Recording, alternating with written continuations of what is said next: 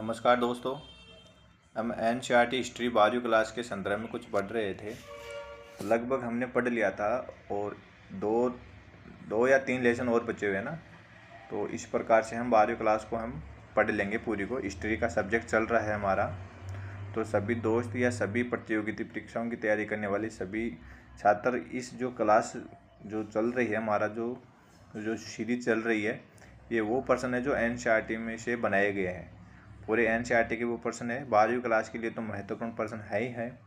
बाकी मतलब कोई भी एग्ज़ाम हो, यूजीसी नेट से लेकर professor, first grade second grade, कोई भी एग्ज़ाम हो जहाँ इतिहास का जो सिलेबस में दिया हुआ है जो भी, तो वहाँ से ये पर्सन डायरेक्ट छपते हैं।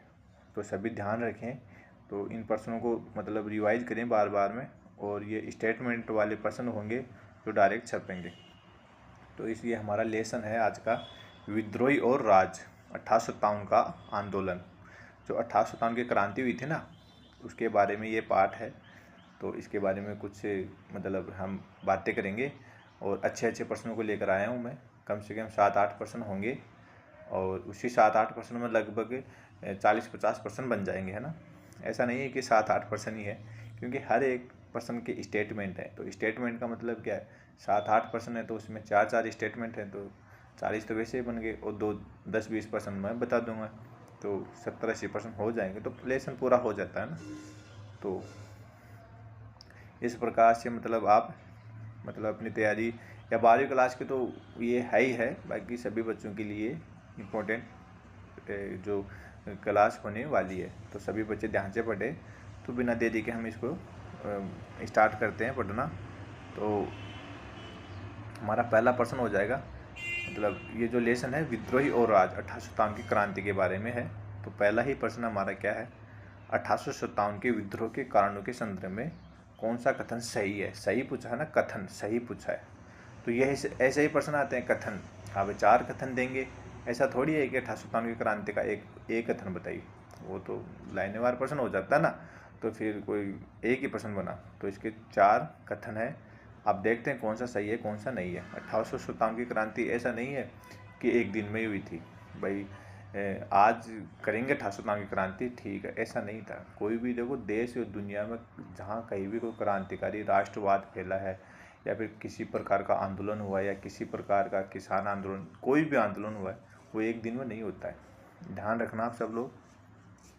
बाकी सभी बच्चों को पता भी है। बाकी 12वीं क्लास के बच्चों को थोड़ा कम पता रहता है क्योंकि वो नए बच्चे होते हैं। तो कुल मिला के बात यही है कि जो जितने भी विद्रोह हुए हैं दुनिया में, वो एक दिन में नहीं हुए हैं।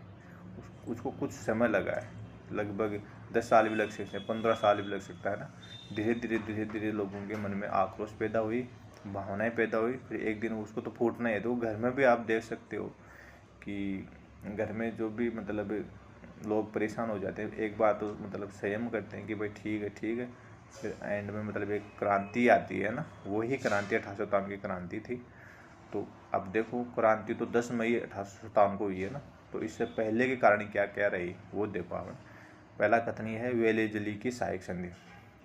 अब देखो लॉर्ड वेलेजली कब आया था, 1798 की बात है, नहीं 1800 एंड में आया था वो ना। तब से शुरू हो गई थी, मतलब क्रांति का तो बिगुल बज गया था उस टाइम। लगभग धीरे धीरे क्रांति होना बाकी था, बाकी लगभग क्रांति का बिगुल बज चुका था। ये एक महत्वपूर्ण कारण हो सकता है, सही बात है। अंग्रेजों द्वारा भारतीय रीति रिवाजों में हस्तक्षेप।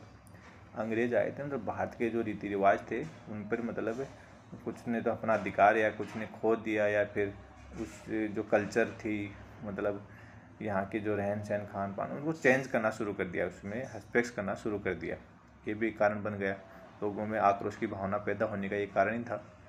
तो तीसरा कारण ये था कि सैनिकों के साथ भेदभाव, क्योंकि अंग्रेज़ों के पास थोड़ी सैनिक थे।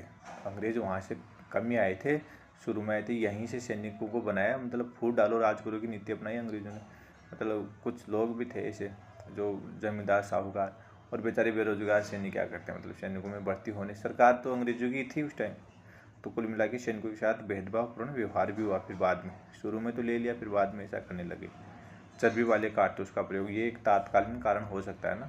चर्बी वाले कारतूस, चर्बी का मतलब जैसे कोई मतलब कारतूस हैं जो मतलब उस पर चर्बी लगी होती थी, सूअर की थी और गाय की चर्बी थी, उसको मुँह से छीलना होता था। तो इस प्रकार से चारों ऑप्शन सही है हमारे। तो हम इसका सही आंसर करेंगे डी नंबर, क्योंकि ये कारण थे, मेन कारण तो यही थे, बाकी इन्हीं पे छुपा हुआ पूरा कारण। लाल वेली जी की शायद लाल डलहौजी की हड़प नीति, मतलब सभी इसी में छुपी हुई है ना। तो इसका आंसर होगा डी नंबर। तो अगला प्रश्न आप देख सकते हो, आप एक ही प्रश्न में कितने प्रश्न बन रहे हैं ना, तो यही बात है। प्रश्न तो आप 50, 100, 200 बना सकते हो, उसमें कोई मतलब नहीं है। तो प्रश्न एक ही है, बाकी प्रश्न 15-20 बन गए हैं ना। अगला प्रश्न है वेलेल जली द्वारा की गई सहायक संधि की शर्तों के संदर्भ में निम्न कथन पर विचार करना है। अब इसके ऑप्शन दिए, विचार करना है ना।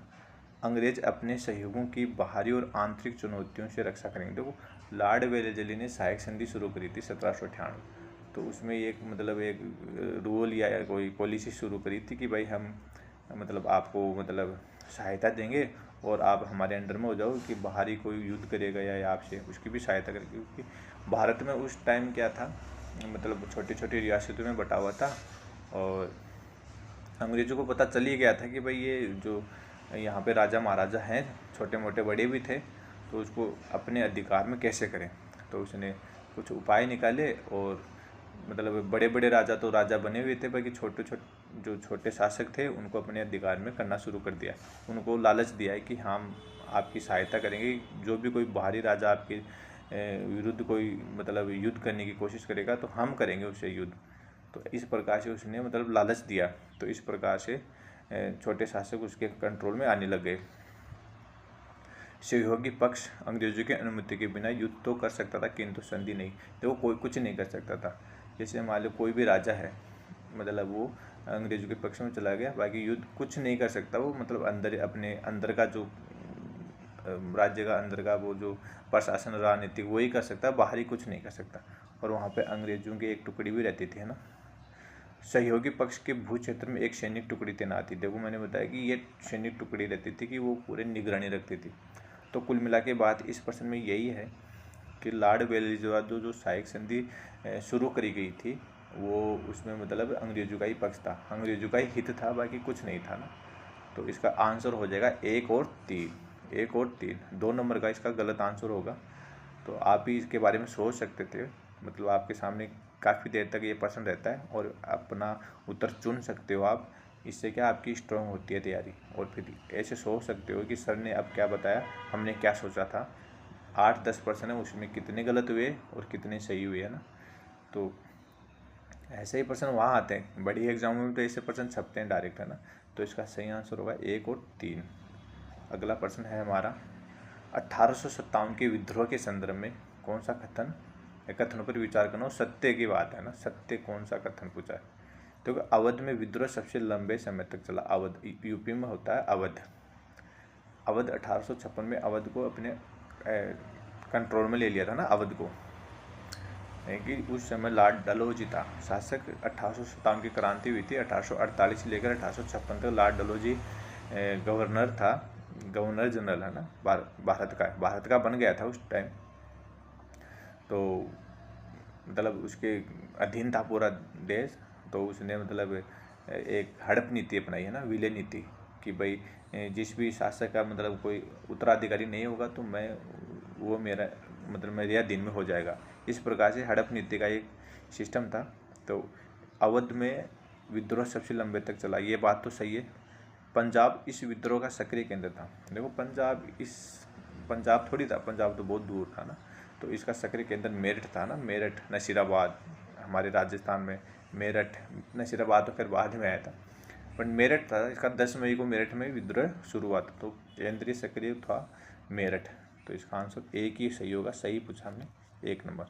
अगला प्रश्न है 1857 के विद्रोह में 1857 के विद्रोह के दमन के संदर्भ में कौन सा क्रम सही है। देखो, 1857 के विद्रोह के दमन, क्योंकि दमन कहाँ किया गया ना, सबसे पहले कहाँ का मतलब क्रांति हुई, कहाँ सबसे पहले कहाँ हुई, फिर बाद में, उसके बाद में सेना जो सैनिक थे, क्रांतिकारी थे, वो कहाँ का दमन किया। पहले सबसे पहले मेरठ में किया ना। मेरठ में करने के बाद में वो दिल्ली चले गए, दिल्ली से जाने के बाद में कानपुर चले गए, कानपुर से लखनऊ, फिर झांसी। तो हमारा स्टेटमेंट देखो, मेरठ, दिल्ली, कानपुर, लखनऊ, झांसी, पहला ही स्टेटमेंट सही हो जाएगा। बाकी देखो दिल्ली नहीं था पहले, फिर तीसरे ऑप्शन में मेरठ है, सही है, दिल्ली भी सही है, लखनऊ से पहले कानपुर आएगा ना, और ऑप्शन डी है दिल्ली। वो बी और डी को तो हटा दीजिए आप, और ए और सी में देख सकते हो आप, देखो कानपुर से लखनऊ से पहले कानपुर आएगा, तो हमारा स्टेटमेंट 1 नंबर ठीक होगा ना। तो सही क्रम पूछा, मेरठ, दिल्ली, कानपुर, लखनऊ, झांसी। ध्यान रखना, सबसे पहले मेरठ में हुआ, फिर दिल्ली में हुआ, कानपुर, लखनऊ, झांसी। इस प्रकार से यह विद्रोह शुरू हुआ। अगला प्रश्न है 5 नंबर। 5 नंबर क्या कहता है, युग्म में कौन सा सही सम्मिलित है। युग्म दिए हुए हैं, चित्रकार इधर चित्रकार है, ये यहाँ चित्र है, तो फेलिस बियोतो सिकंदराबाग चित्र बनाया, Thomas Jones Barker the relief of Lucknow. नीचे दिए गए कुट का प्रयोग, सही उत्तर चुनना है ना, सही उत्तर हमें चुनना है। तो इसमें से दोनों ही सही है, फिलिस बियोतो सिकंदराबाग और Thomas Jones Barker the relief of Lucknow. तो इसमें दोनों ऑप्शन हमारे सही हो जाएंगे। अगला प्रश्न है 1857 के विद्रोह के नेतृत्व के संदर्भ में निम्नलिखित युग्मों पर विचार करना है। स्थान दिया हुआ है और नेतृत्व करता, स्थान या नेतृत्व, इधर तो नेतृत्व कौन करेगा, देखो क्रांतिकारी मतलब बड़े बड़े जो क्रांतिकारी हुए थे, जैसे नाना साहब है, झांसी की रानी है ना, झांसी की रानी जो झांसी का उसका ऊपर अधिकार था, नाना साहब है कानपुर पर था, और कुंवर सिंह बिहार थे, है ना। तो इस प्रकार से मतलब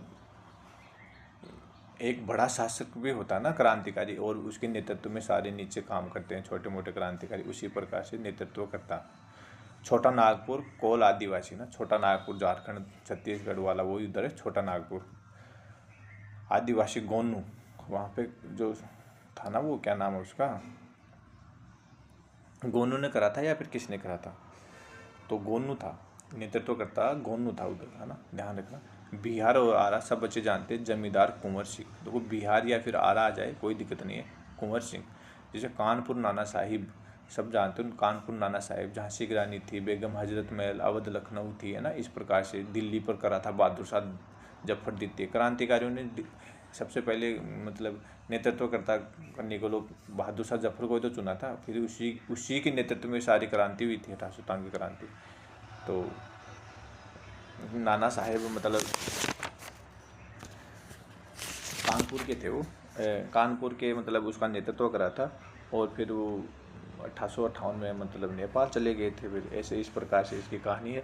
रानी लक्ष्मीबाई की भी मृत्यु हो जाती है 1858 में, उसको घेर कर मतलब अंग्रेजों के द्वारा वो शहीद हो जाती हैं। तो इस प्रकार से संगठन चला। तो इसका आंसर हमारा तीनों ही सही होगा ना। अगला प्रश्न है 1857 के विद्रोह के समय भारत में गवर्नर जनरल कौन था।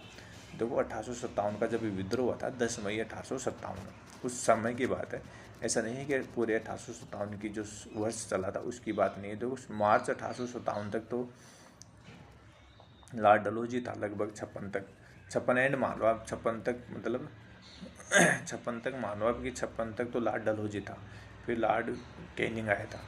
तो हमारा अगर प्रश्न बने कि 1857 के विद्रोह के समय की बात आए तो लॉर्ड कैनिंग हमारा आंसर सही होगा। 1857 के विद्रोह के समय लॉर्ड कैनिंग गवर्नर जनरल था। अगला प्रश्न, अंतिम प्रश्न हमारा ये है 1857 के समय। देखो ये पार्ट पूरा थ्योरी का है, इसमें जो मेन प्रश्न बने वो मैंने बनाए, बाकी इस पार्ट में थ्योरी ज़्यादा है, तो थ्योरी के तो प्रश्न हम थ्योरी के हिसाब से पढ़ेंगे। तो इस मैंने लगभग पूरे पार्ट को कवर करा है, यही दे रखा। बाकी 1857 की क्रांति तो बहुत बड़ी है, बाकी इस जो लेसन है इसमें इतना ही दे रखा है, तो हम NCERT के हिसाब से ही पढ़ रहे हैं। 1857 के प्रमुख विद्रोही शाहमल उत्तर प्रदेश के क्षेत्र से संबंधित है। शाहमल, देखो शाहमल एक था मौलवी अहमदुल्ला शाह, एक तो शाहमल, एक था मौलवी अहमदुल्ला शाह। तो इस प्रकार से मतलब ये मतलब क्रांतिकारी मतलब विद्रोह का अहम भूमिका निभाई क्रांतिकारियों के साथ मिलकर। तो गांव-गांव जाकर उसने प्रचार किया, मतलब लोगों को मतलब ये मतलब साथ किया, एकता किया, इसी प्रकार से। तो 1857 के प्रमुख विद्रोह शाहमल उत्तर प्रदेश किस क्षेत्र से संबंधित है? बरेली, बड़ौत, रामपुर और महमूदाबाद। देखो बड़ौत, एक बड़ौत है उत्तर प्रदेश में, बड़ौत परगना, बड़ा क्षेत्र है, परगना मतलब वो जिला भी कह सकते हैं, बड़ा गांव भी है। तो उसमें लगभग 100-150 गांव भी मिलकर परगना बनता है। तो इसे बड़ौत है, तो इसका सही आंसर होगा बड़ौत। बड़ौत को हम ये जो व्यक्ति है शाहमल, ये शाहमल है ना, इसके बारे में प्रश्न बहुत ज़्यादा बार बनता है, तो ध्यान रखना ये बड़ौत से संबंधित थे। तो बाकी बहुत सारे प्रश्न बनते हैं, देखो प्रश्न बनेंगे तो ये मतलब ज़्यादा प्रश्न इसमें है नहीं, थ्योरी ज़्यादा दी हुई है, बाकी इसलिए मैंने इतने ही प्रश्न बनाए और कोई दिक्कत है नहीं। क्योंकि अवध में विद्रोह हुआ था, मतलब एक जब अवध में विद्रोह हुआ था जब लॉर्ड डलहौजी ने कहा था, उसकी लाइन है उसको थोड़ा ध्यान रखना, ये गिलास फल यानी कि ये गिलास फल है चेरी एक दिन हमारे ही मुंह में आकर गिरेगा, ये एक बात किसके बारे में कहा गई है? अवध के बारे में। ये प्रश्न है ना बहुत बार आता है, तो थोड़ा ध्यान रखना आप। अवध के बारे में लॉर्ड डलहौजी ने ये बात कही थी। फिर 1856 में ये आ ही गया, ये मतलब साम्राज्य को अपने अधिकार में कर ही लिया था ना, उस प्रकार से। शाही संधि देख लो, 1798 में उसकी थी। मतलब देखो सहायक संधि के बारे में अंग्रेज़ों की देखो कहानी एक, मतलब अंग्रेज अपने सहयोगों की बाहरी आंतरिक सहयोग पक्ष में भूज क्षेत्र, सहयोग पक्ष को उसकी टुकड़ी रख रखाव, ये सारी अंग्रेजों की एक रणनीति थी और कुछ नहीं था। नाना साहब मतलब कानपुर के थे। इस पाठ के हिसाब से पढ़ा रहा हूँ, बाकी 1857 की क्रांति बहुत बड़ी है ना, पाठ में यही दे रखा है। बाकी अगर और भी पढ़ाएं तो बहुत ज़्यादा हो जाता है, तो 12वीं क्लास के बच्चों के लिए विशेष है ये, कि उसका मैटर 12वीं क्लास का ही है। बाकी 1857 की क्रांति का तो कम से कम 500% बना लो, कोई दिक्कत नहीं है। तो इसी पाठ में प्रश्न इतने बने हैं और मैंने आपको लगभग 50-60 प्रश्नों के बारे में जानकारी बताई है। तो सभी दोस्तों आज हमारा पाठ पूरा होगा और फिर हम अगला लेसन लेकर आएंगे कल, है ना। थैंक यू, धन्यवाद।